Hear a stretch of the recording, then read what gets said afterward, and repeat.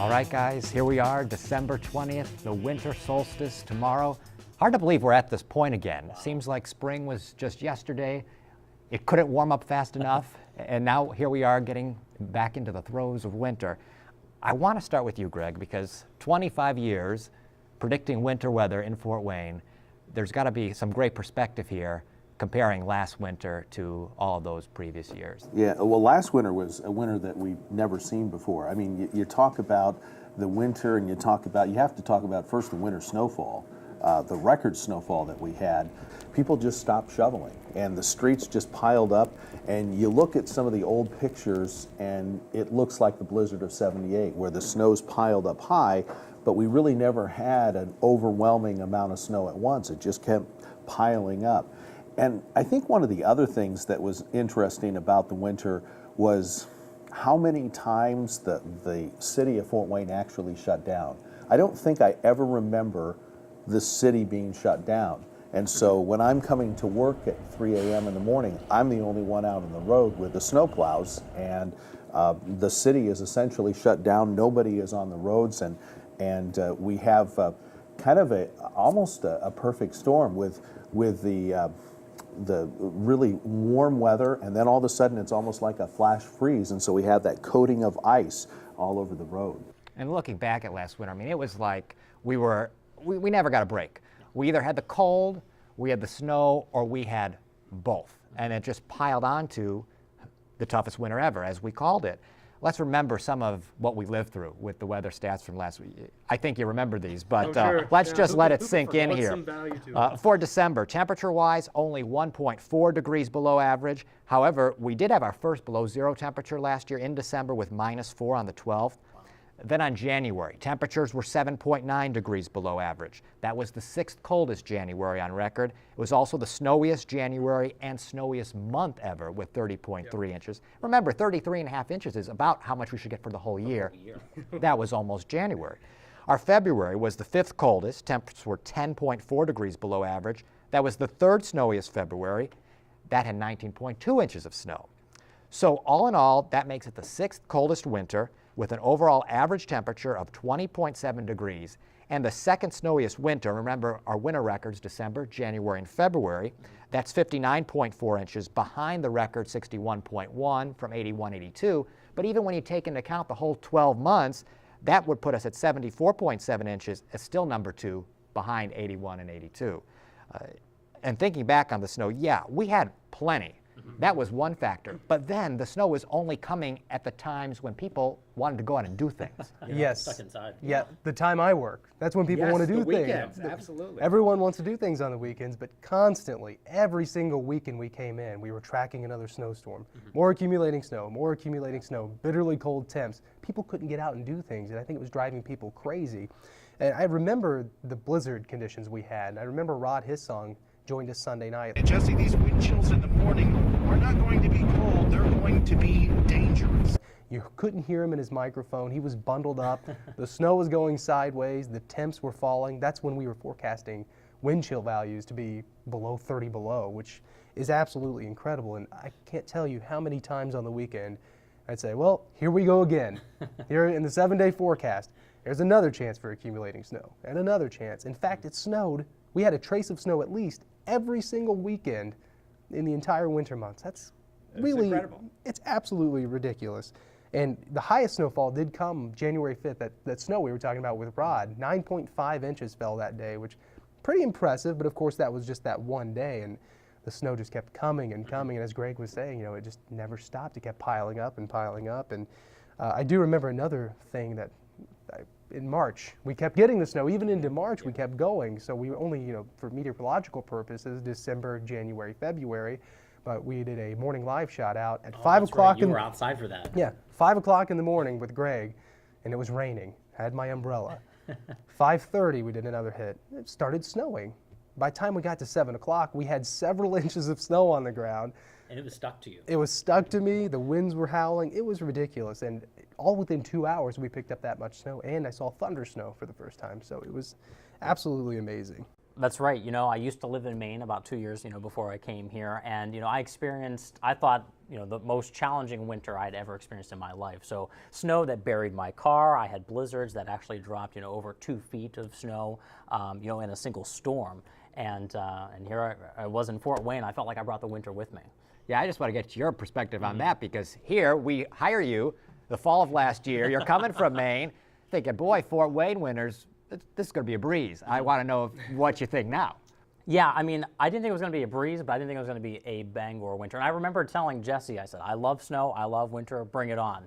Well, Mother Nature sure as heck did this past winter, because we had, not only the snow that kept falling and never really melted either, as Greg mentioned, we really never had much of a thaw, but the temperatures. In Maine, the coldest I ever experienced was -15. Here it dropped down to -16 twice. And that's saying something coming from Maine. I know, right? What do you think now about this one coming up? Are you ready to handle it? I think we're ready. If we can survive last winter, we can make it through just about anything. I remember reporting out in live shots, whether I was in Maine or even here in Fort Wayne, where you would see the little bug on the corner of the screen and say 1.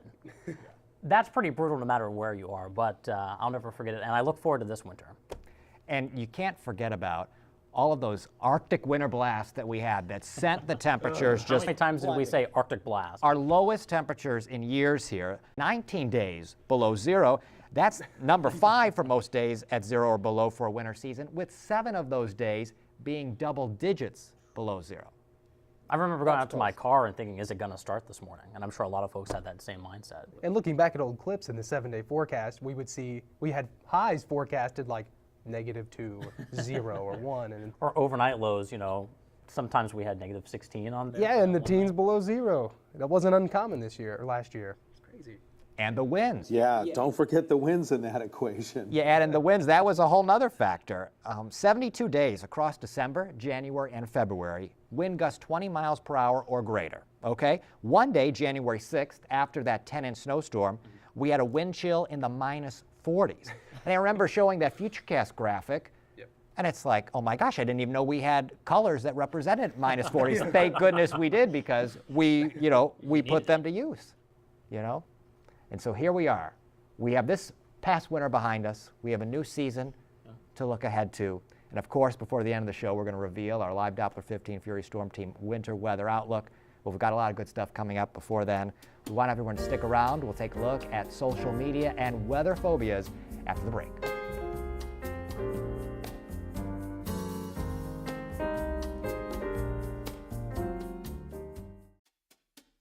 Jesse, social media is one of the most powerful tools that meteorologists like you and I have when it comes to communicating weather info. It is. It's very helpful. But as you know, especially from last year, it has provided a whole new set of challenges on getting accurate information out.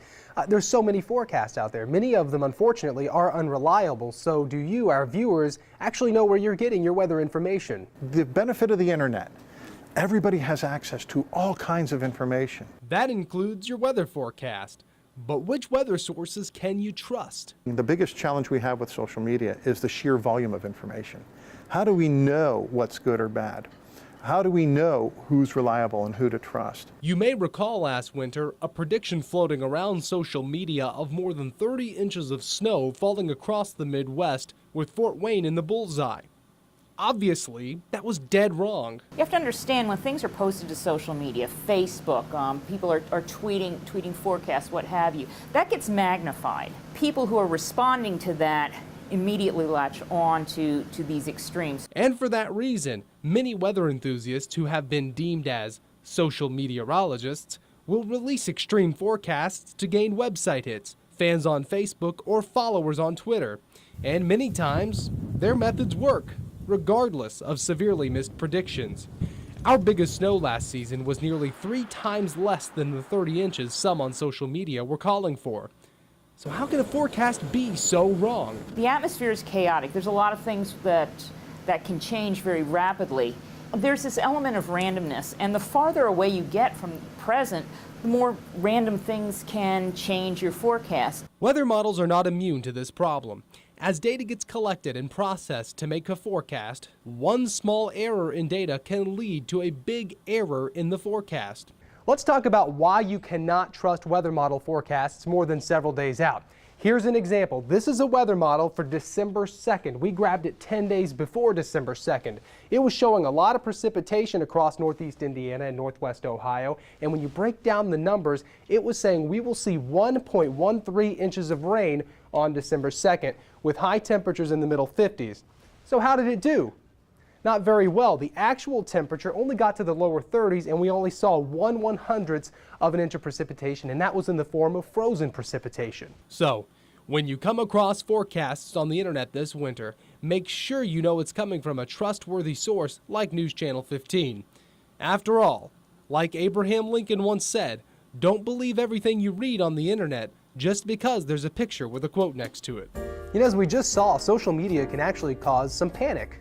Absolutely. I mean, have you seen people freaking out on Twitter and Facebook recently? Absolutely. I remember last year during the winter, we would see people getting scared of big snowstorms coming that were never quite to the magnitude that some people were saying, or in severe weather season, some of the verbiage actually incites panic. Oh yeah, weather has that ability to actually trigger a physical or even psychological response in people like no other. In the wintertime, that can mean increased anxiety, it can mean depression, and even panic, as you mentioned. New research actually suggests that people may have a phobia to certain types of weather. Take a look.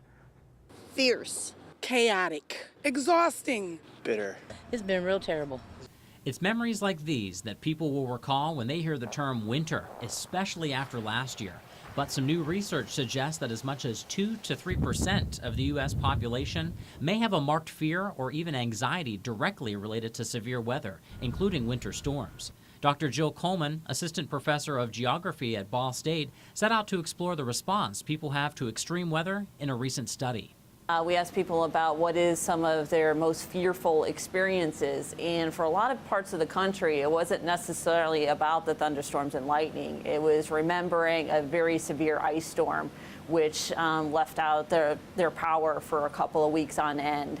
Heavy snow and freezing rain were among the most common severe weather events that people in the study had experienced. Respondents often reported feelings of anxiety, increased heart pounding, the need to change their schedules, and occasional feelings of helplessness. These are considered natural responses to life continually being interrupted during the winter season, when you can't count on getting to school, work, or stores. Even though many of these symptoms were reported in respondents, the majority would not be identified as having a true phobia. Those that have a true phobia, it's almost impacting their lives to the point that they feel inability to do anything about it. They don't take any of the proper precautions, and that fear kind of runs their lives. According to Dr. Petra Zimmerman, assistant professor of geography at Ball State, the majority of the psychological responses in this study aren't directly related to the weather as they are the impacts.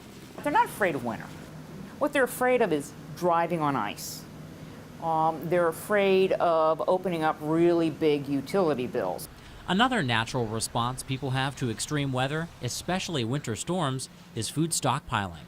Suddenly everybody needs to get milk, bread, and eggs, meaning there must be some kind of a French toast syndrome going on. They said snow!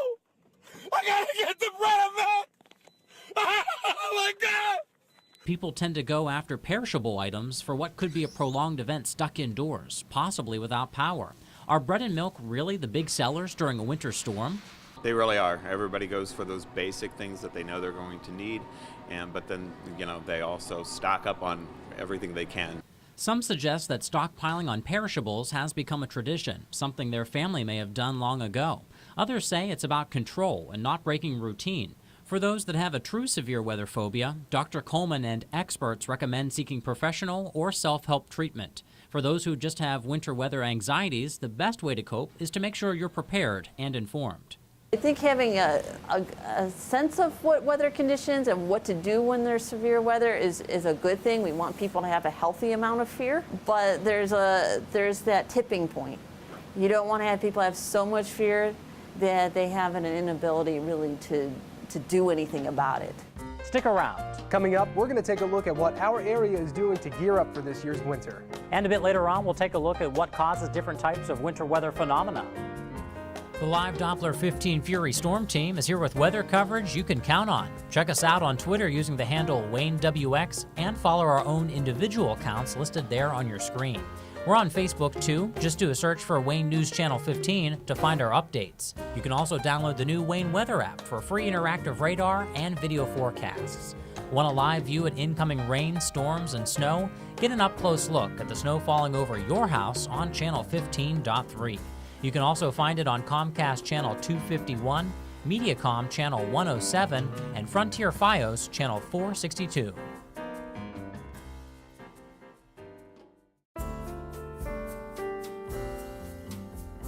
This is the time of the year when we have to start delivering the news that all of the warmer weather fans don't like to hear. Talk of bitter cold, snow, and ice. And even if you aren't a winter weather fan, I think we can all agree that winter weather can produce some beautiful and interesting scenes outside. Oh, they sure can. We had some great pictures last year of that winter weather phenomena. I remember ice formations and also even lightning during a snowstorm. We wanted to take that science and we wanted to tell you a little bit more about it and share some of the answers with you. From thunder during snowstorms, 20 minutes ago in the southern sky here, vivid flashes of blue lightning, to the intense weight of snow and ice, winter weather can be fascinating, beautiful, and unfortunately dangerous.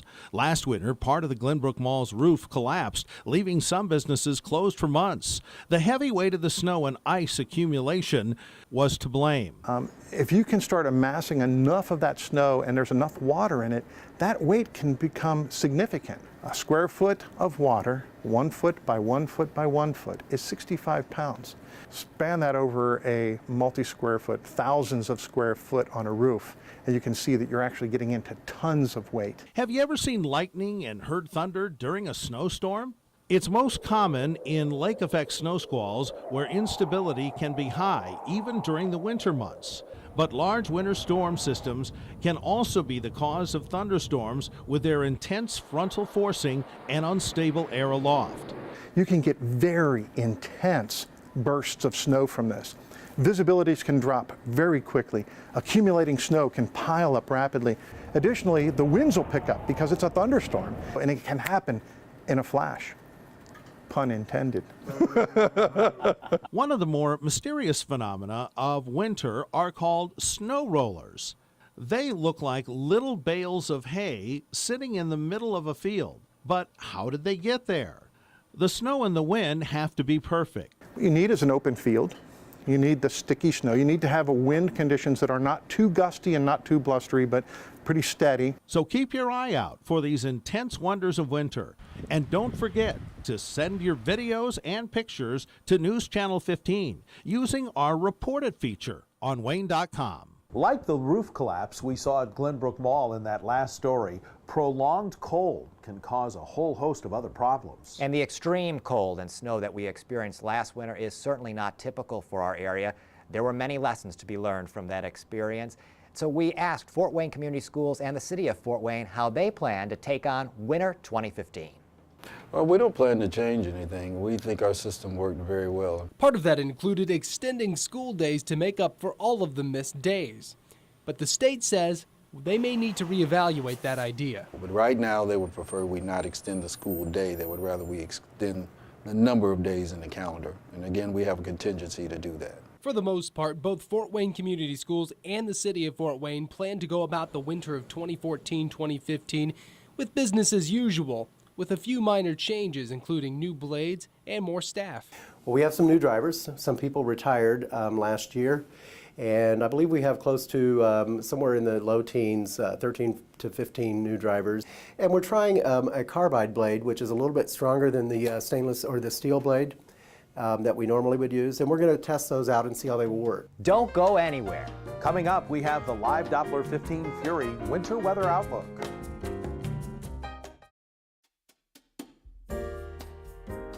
Well, we started off the special talking about what happened last winter. We certainly can't wrap things up without taking a look at what's to come this winter.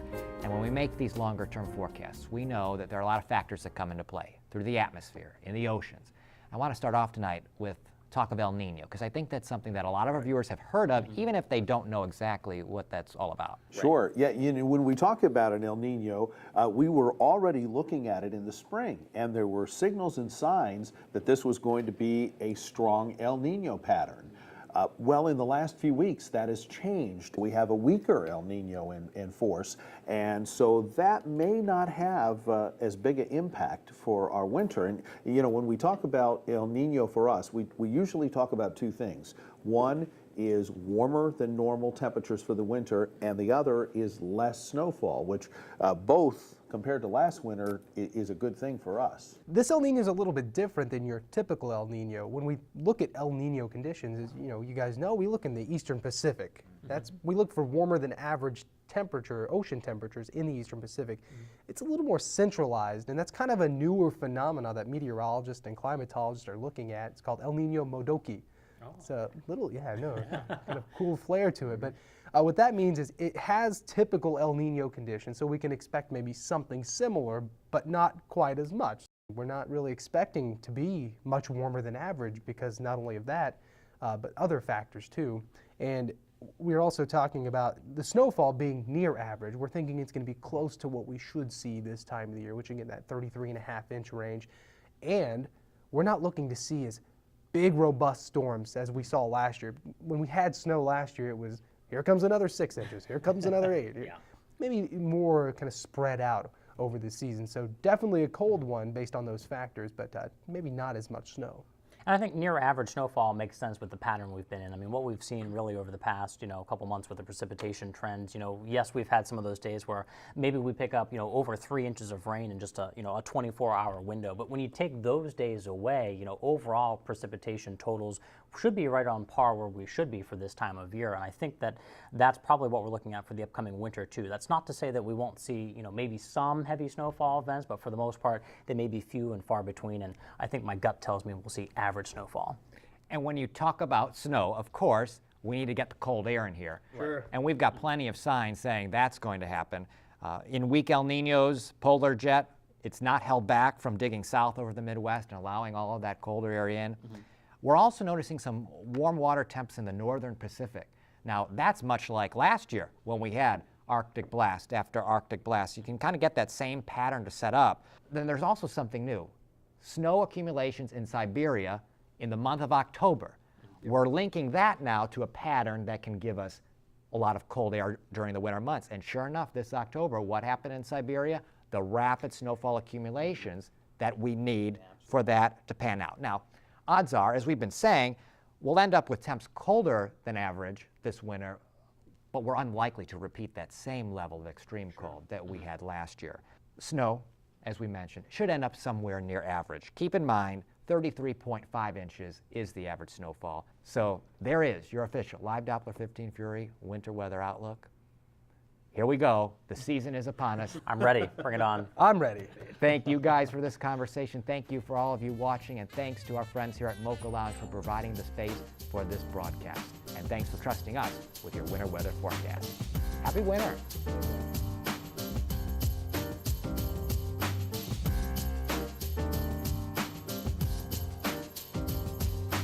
Yeah, coming up, we have the 15 Fury Live Doppler Storm Tracker. Stick around. Sorry. Stick it. I forget what it is. As we just saw, this is not, I'm sorry, I'm trying really hard.